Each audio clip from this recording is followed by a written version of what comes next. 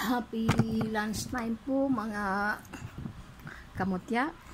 Andito na naman ako para ipakilala ko sa inyo. Ayan po yung mga napakarami kong collections ng mga yung mga mutya po yan. Hindi naman po na ibig sabihin kaya ko yan sila kinukulik para magkaroon ako ng kapangyarihan. Ang sa akin lang, gusto ko lang na maging friend ko yung mga mutya. Ganon ako ka-friendly. Siyempre, hindi naman sa kaplastika na sasabihin kunwari ka pa, hindi. Po, siyempre, mas na rin po na habang nandito tayo sa daigdig. Ang lupa po kasi is makapangyarihan. So, pwedeng kapangyarihan ng left or kapangyarihan ng right. Ganun lang yun. So, ibig sabihin sa aspeto ng ng pakikitira natin dito sa mundo, kung tayo naniniwala sa ganitong mga spiritual, siyempre kailangan din natin na magkaroon din tayo ng protection. Kasi siyempre sabihin nyo, hindi ka naniniwala sa Diyos kasi bakit nag-ano ka ng mga ganyan. Hindi nga, kaya nga ako naniniwalang may Diyos. Kasi kaya nga ako nagko-collect. Dahil yan, gawa po yan ng Diyos Ama. Kaya hindi mo masasabi na hindi ako po pwedeng i-judge na walang tiwala sa Diyos. Mas malaki ang tiwala ko dahil yung gawa niya talagang kinokolek ko. Ganon po. Yung ko lang, sariling ko lang opinion yun. Ako kasi, dito po sa mundo, lalong-lalo na yung mga taong mga inggitero, mga taong mapanakit sa kapwa, mga taong kunting galit lang, ipapakulam ko na kakaagad. Umasenso ka lang, kaiinggitan ka kaagad. Parang lang, yung parang napaka-easy lang natin na mag-judge sa tao o mag-asala man sa atin, parusa agad. Siyempre, kumbaga, marami kasi ang nilalang dito sa mundo, may masama at saka mabuti. So, paano ngayon kung ang manaig ay ang kasamaan? Tapos, kulang pa tayo ng pagdarasal. So, kailangan din natin na habang ang ating pananalig sa Diyos malakas, kailangan din natin ng siyempre protection. Ganun yun. Ang inihiling ko ang lagi kong hinihiling sa Diyos Ama is the powerful protection and then the powerful of healing. So, kung kulang ka sa pagdarasal, hindi po yan ibibigay sa iyo ni Diyos Ama. So, kailangan po natin ang mga paniniwala. Tulad ng sinasabi ng mga pare na yung mga yung mga tawag yan, mga superstitions belief. Syempre, hindi mo naman yan pwedeng i-deny o i-disregard. Kasi, totoo naman po yung mga ganyan na pamahiin. Kung hindi ka naniniwala sa mga pamahiin, mismo nasa mga Bible yan, di ba? Si Jesus na nga nagsabi, kung kayo ipupunta sa isang bahay, ipagpag nyo ang inyong mga paa. Pag kayo ay nireject ng mga tao niyan, ipagpag nyo ang inyong mga paa bago kayo umalis sa pamamahay na yan. So, ano ibig sabihin noon? Pamahiin yun. Ngayon, kung hindi mo paniniwalaan lahat ng pamahiin, ano nangyayari sa'yo? Di wala kang pananampalataya sa Diyos. Di sabihin, anti-Christ ka. Bakit hindi ka naniniwala sa mga superstitions belief? So, para sa akin kasi, hindi kasi ako kung against sa mga ganyan ng babatikos. Ang sa akin lang, may kanya-kanya po tayong tawag dyan, kaligtasan. So, wala tayong karapatan na mang-judge sa tao, sa kapwa, o magsabi na yan, masama ang ginagawa nila. Wala po. Dahil may kanya-kanya tayong buhay na dapat ihuhubog. O kung paano tayo manirahan sa mundong ito. Dahil ang buhay po natin dito sa mundo ay hiram lang. So, huwag tayong magmagaling. So, ang ating isipin ay ang pangsarili nating kaligtasan. Hindi yung makipaglaban spiritual o magbigay opinion sa ating kapwa kung ano man ang kanilang gawain. Dahil wala tayong karapatan. Nakikihiram lang tayo ng buhay, sabihin na ako para sa akin as individual. Ako po ay nananiwala kung ano man itong mga ginagawa ko, ano man itong nakukuha ko galing sa Diyos Ama, ito po ay malaking pasasalamat para sa akin dahil nga kahit na sa pagiging ako ko, hindi ako ginajudge ni God. Mas grabe pang makabag-judge ang mga kapwa-tao ko. So, mas the best talaga, best friend is the Diyos Ama. In Jesus' name. Ganun lang po ang sekreto ko sa buhay. Kaya, ito pong mga inaalagaan kong mga mutya, alam kong galing ito sa Diyos Ama. Kung ano man ang mga gusto kong mga mutya, binibigay niya sa akin. Nakahiga ako, sasabihin ko, gusto ko ng ganun. Kasi parang ano ganun, hindi ko naman ihangad yung mutya na yan para magkaroon ako ng kapangyarihan. Dahil ako naman sa sarili ko, hindi ako takot mamatay anytime, basta gusto ni God. Yun naman ang ano ko. Basta natutuwa lang ako na yung mga gawa niya, gusto ko makolek. Parang ganun lang po ang sekreto sa buhay.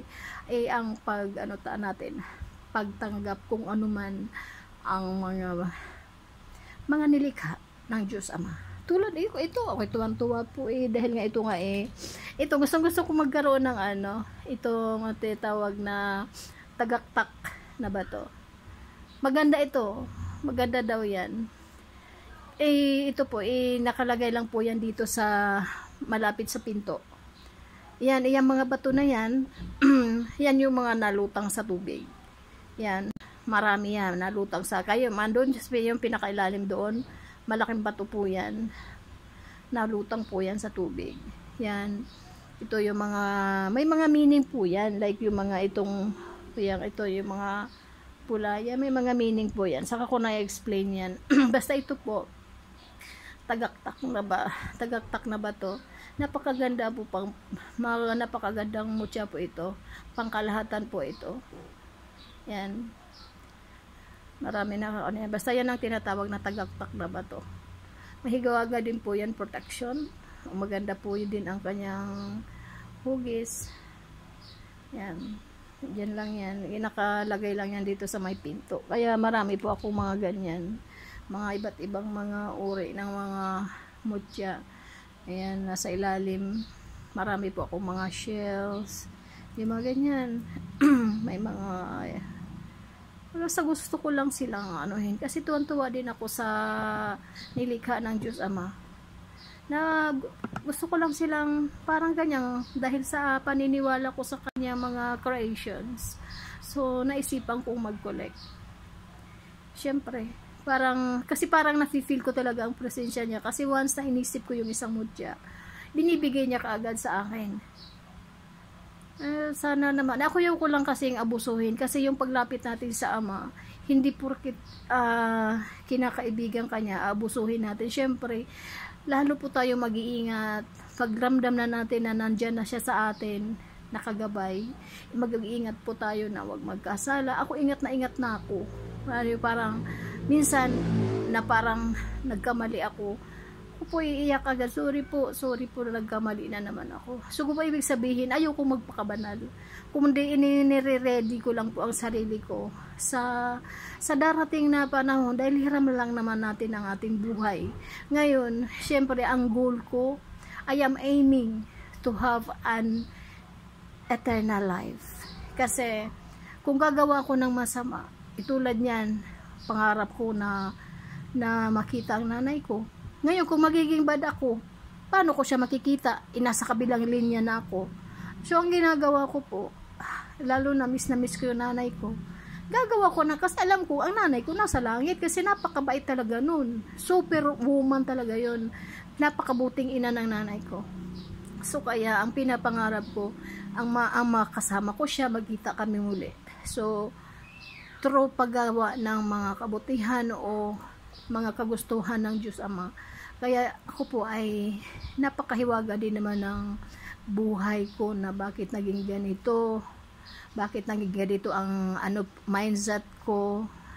siguro ano din siguro ng Diyos Ama na magkaroon ako ng ability about the spiritual adventure ba o ano ba, hindi naman to adventure kasi hindi naman ito pamamasyal o ibig sabihin basta sa akin lang kung ano mang mayroon ako po ay tuwan-tuwa dahil andyan siya lagi nakakausap ko.